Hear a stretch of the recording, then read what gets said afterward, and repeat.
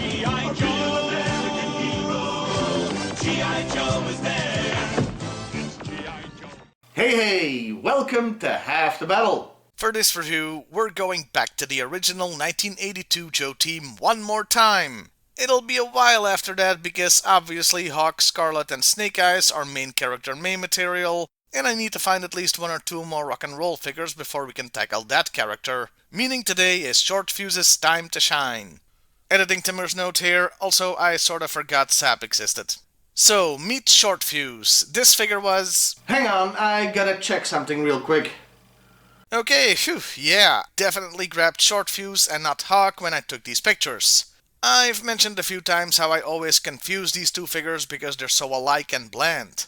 Anyway, this figure was released in 1982 with body parts. That's all I can say because every single body part was used for other 1982 figures. The 82 and 83 figures of Short-Fuse are nearly identical except for the latter having a swivel arm battle grip and a slightly smaller waist. And first impressions? Well, I've already used the word bland, haven't I? I put Hawk and Short-Fuse in that tier for a reason when I ranked the 1982 Joes. He's generic, boring, but still an okay figure, especially in 1982 when the whole concept was new. Yeah, it's really only in hindsight, after seeing all the great character designs from later years, that you start thinking, nothing much to look at here. He does get one thing that makes him stand out a little bit. His weapon is a mortar, which at least gives him a unique weapon and function in the team. I know I've been complaining, but I don't dislike the figure, it just doesn't do much for me. So, did the character get a cool upgrade later in the line, a spiffy new figure? Well, no, because this is the only toy Short-Fuse got in the original line, much like Steeler and Flash. There were some figures from later years though, but unfortunately the first new one is from 1997. That bodes well. So meet Short-Fuse version 2. This figure was released in 1997, as I just told you, as part of the Stars and Stripes Forever box set with no original body parts. Yeah, it's a complete repaint of the first figure. And somehow they managed to make him look even more generic. This is basically a green shirt. Also, for some reason, he dyed his hair brown. I'll give it one thing though, at least this is the original mold. For a lot of 97 figures, they used later versions or Frankensteined some crap together. Also, the plastic quality on this guy feels a little better than some of the others. I actually kinda dig this figure, though you could call this damning with faint praise. I can't really review the next figure since I don't have it. Version 3 came out in 2004 as part of a Toys R Us exclusive Night Force set. There's two things to note about it. One, he's back to being a blonde, and two, his whole body is a repainted Downtown figure. So yeah, that's 3 figures in a row with no original body parts. Next is one I do own and my favorite version of the character. So meet Short-Fuse version 4. This figure was released in 2005 with one original body part, namely the head. At first glance anyway. His parts do look very much like those of version 1, but upon close examination, most of the parts aren't the original molds, but are closely based on them. You can see the differences if you look closely. The most obvious one is the waist piece. It was part of a comic book 3-pack that had the reprint of issue 8, plus a Flash and rock and roll figure. Since this version is based on his comic book look, the uniform is still very generic, but at least the head gives him some personality, and sunglasses! Which is weird since he didn't wear those in the comic. He did, however, wear normal glasses, so I don't know why they went with the shades here. Also, the head is just a bit too small in proportion to the body. Still, I like it, and it's the definitive Short-Fuse for me. There were only 2 more versions of the character released, but I don't have either of them, so I can't review them either.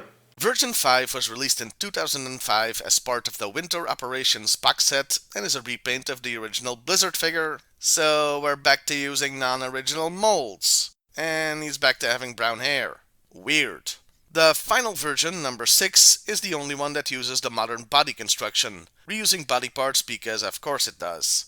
And it was part of the Ultimate Battle Pack from 2008. And those were the toys. Like I mentioned, my favorite is the comic book version, and none of them are really bad.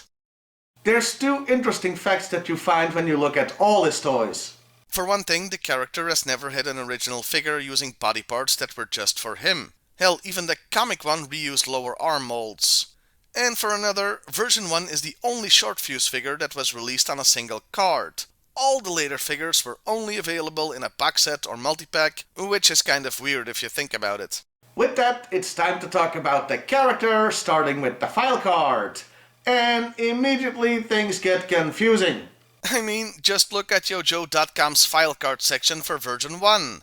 Look, Short-Fuze's real name is Eric Freistadt, but it seems it took a while for Hasbro to settle on that, since some cards called him Mark Freistadt or even Mark Brenston. Oh, hi, Mark. Eric Freistadt won out since all later versions call him that. And we're not done yet, there's also the code name. All cards spell the fuse part of Short-Fuze with a Z, except the 1997 one where there's an S. Both spellings are fine, but why change it? Now, remember, the 97 and 98 cards were written by fans. So maybe whoever wrote this card preferred that spelling? It didn't stick though, as all later versions written by Hasbro went back to the Z. Anyway, on to the actual character. Short-Fuze comes from military family and enjoys abstract mathematics and can plot artillery azimuths and tribulations in his head. What the? Webster, help me out here. Okay, an azimuth is an arc of the horizon or horizontal direction.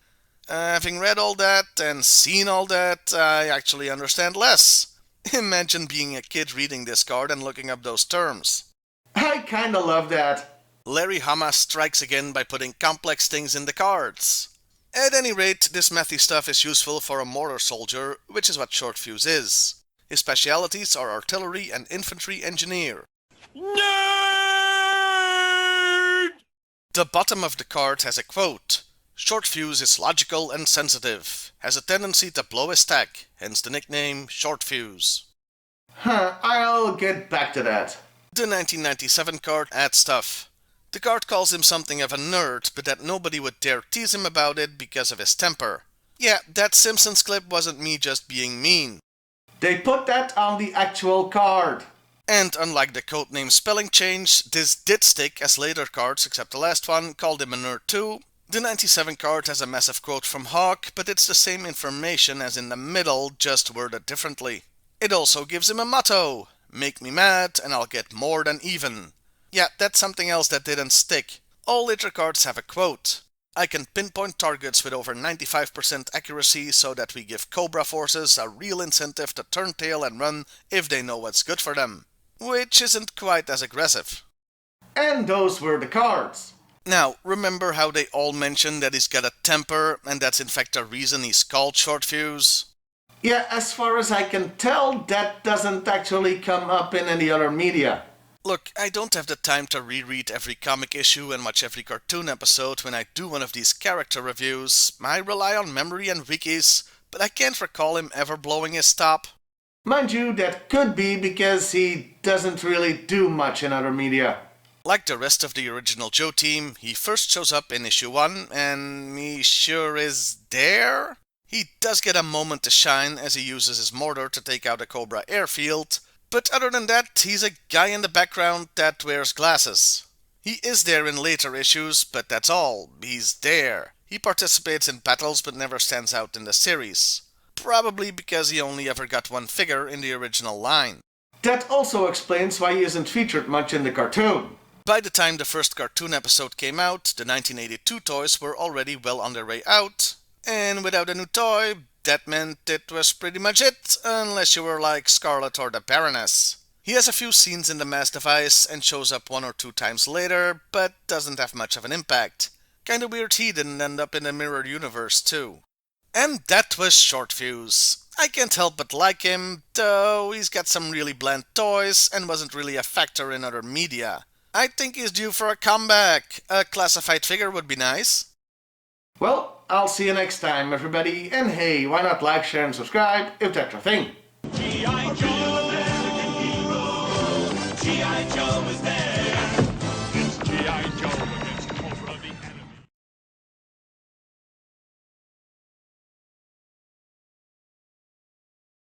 I call triangulations tribulations because that's what frickin' YoJoe.com said.